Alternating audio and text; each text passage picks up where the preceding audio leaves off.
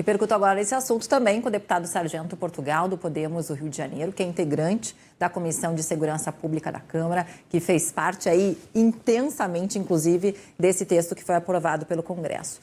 Deputado, bem-vindo. Com o veto parcial ontem do presidente Lula, vocês já estão se articulando? Essa derrubada do veto deve acontecer nos próximos dias? Vocês já têm a programação? Boa tarde. Boa tarde, Paula. Boa tarde a todos os telespectadores. Eu acredito que isso tudo é um retrocesso, tá? Porque tudo já tinha sido acordado, foi votado, encaminhado para o Senado, ajustado o texto, apesar de eu não concordar com os ajustes que tiveram, porque, na minha opinião, Paula, e a todos que nos acompanham, pena é para se cumprir.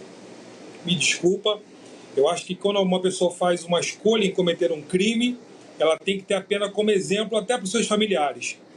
Então, todo o trabalho foi feito, o Senado ajustou o texto, votou, foi votado. A expectativa é que o presidente sancionasse e ele vetou. E com certeza vai voltar para casa e a gente vai derrubar os vetos, Paula. Agora, existe também uma preocupação de parte dos parlamentares que o STF entre nessa briga, entre nessa discussão. De que forma vocês estão vendo isso e de que forma, caso isso aconteça, vocês devem se posicionar? Então, vamos lá.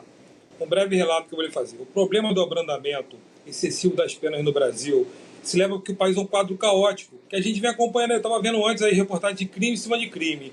Na questão de segurança pública, todo dia uma reportagem de um crime cometido, de pessoas que cometeram crime, de marginais que cometeram crime, tornando a cometer porque tem a certeza da impunidade. Ó.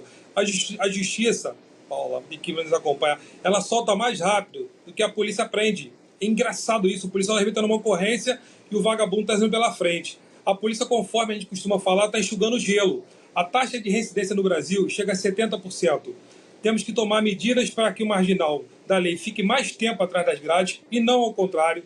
Entendeu? O apenado precisa cumprir sua pena, como eu falei, entendeu? Ele precisa cumprir sua pena ali na integralidade, ele tem que trabalhar lá dentro para poder pagar, porque além disso tudo, Paula, não querendo fugir da sua pergunta que eu vou responder, nós pagamos pela tornozeleira, nós pagamos pelo monitoramento e esse marginal, ele deveria pagar lá dentro. Entendeu? Então, acho que se o Supremo quer ajudar de alguma maneira, que a gente possa, sim, o Congresso Nacional, a gente pode trabalhar em conjunto, não tem nenhum problema aqui, rever a legislação, o Código Penal, o Código do Processo Penal, a Lei de Contravenções Penais, a Lei de Execuções Penais. Então, por que a gente, nessa hora, não junta todo mundo, o ministro da Justiça, com todo mundo, e vamos discutir as penas, vamos discutir as nossas leis, porque da forma que está hoje, é a certeza da impunidade. A gente está falando o quê? De saídas temporárias que a população do bem fica refém temporariamente por um período que esses vão estar na rua. E pode ver os crimes que passaram aí antes de pessoas que foram para a rua. O colega que morreu em Minas foi o grande resumo dessa ópera, com a fatalidade da vida dele. Teve a vida ceifada, deixou uma família em saída temporária. Tu quer mais o quê? O que mais falta hoje? Eu tenho uma opinião, Paulo. Eu respondo pelas minhas opiniões sempre. Sempre. A gente está cuidando de quem, afinal? Qual é a população que nos interessa? A população do bem ou a população encarcerada? Se falta espaço, se, como falou na reportagem, se temem rebelião, então a gente praticamente está assinando um atestado de incompetência. Porque se está preso, não tem que ter rebelião. Se falta espaço, que construam mais presídios. E que lá dentro ele possa trabalhar, ocupar a mente dele. E quando ele receber ali um parente dele, se é que ele tem algum parente, que ele fale, não faça o que eu fiz, então você vai terminar aqui. Então, interferência no Supremo não vai ter, para esse caso não. Porque vai ser um tiro na sociedade. É uma facada no coração da sociedade. Aquele que votar favorável a isso, ele vai ficar marcado por uma sociedade refém hoje, Paulo, que não aguenta mais. Acho que não, tanto eu como você e todo mundo aqui, todo mundo que nos acompanha, ninguém aguenta mais. A gente quer ver penas mais severas. Agora, deputada, a gente tem ouvido parlamentares ligados ao governo, alguns, a gente sabe que parlamentares ligados ao governo também votaram favoráveis à totalidade do texto, né, do fim das saidinhas temporárias, mas uma crítica a parlamentares de oposição com relação ao posicionamento no julgamento de Chiquinho Brazão, que ele foi preso, né, por ser um dos acusados pela polícia e pelas investigações de ter sido mandante da morte de Marielle Franco, com uma postura diferente de parlamentares na questão das saidinhas temporárias. Queria abrir aqui esse espaço, inclusive, para escutá-lo a respeito desse assunto, dessa crítica e dessa, até porque não, acusação que vem acontecendo por parte de alguns parlamentares.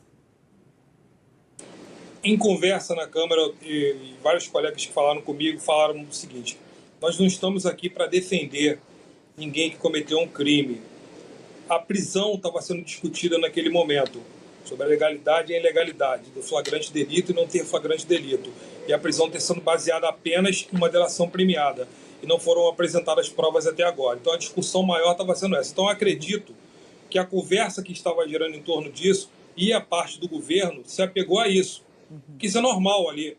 Isso é normal. A parte do governo sempre está falando do outro lado, a oposição está falando do outro lado. Então isso é normal. Então eles se apegam a alguns pontos e fatos. Ninguém aqui está se... Assim, como é que eu posso explicar? Ninguém aqui está querendo defender nenhuma pessoa que cometa crime. Eu sempre falo, direito ao contraditório e ampla defesa. Isso acontece muito na polícia. Vários colegas meus, colocados na rua, sem direito ao contraditório, ampla defesa, vários policiais, vários colegas da segurança pública são presos, entendeu? Sem direito a nada, sem direito a se defender. Então, eu acredito muito no direito ao contraditório e ampla defesa. Garantido isso, cumpra-se a pena. Cumpra-se a pena. Então, essa parte de ataques aí por parte do governo a quem votou ao contrário, pela permanência, isso é normal dentro da casa ali. Entendeu? A gente deveria estar discutindo ali mais o que a população mesmo acredita, colocando o povo em primeiro plano. Eu sempre falo isso, Paula, que nós temos 4 anos para fazer o melhor. Para fazer o melhor. Conversando entre o A e o B e o C, para entregar o melhor para todo mundo. Porque a população não aguenta mais. Não tem como a gente apertar uma pausa e falar o seguinte: os problemas não vão acontecer, não estão acontecendo, então daqui a 4 anos a gente melhora isso tudo. Não, a gente não tem tempo. Cada dia a gente enterra uma pessoa inocente.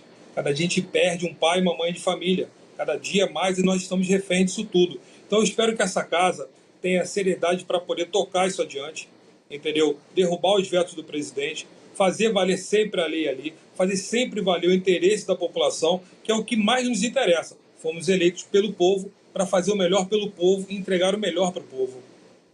Deputado, muito obrigada por ter participado aqui com a gente. É sempre muito importante a gente ouvir todos os lados e mostrar todos os lados para quem nos assiste. Até a próxima, bom trabalho. Obrigado, estou à disposição sempre.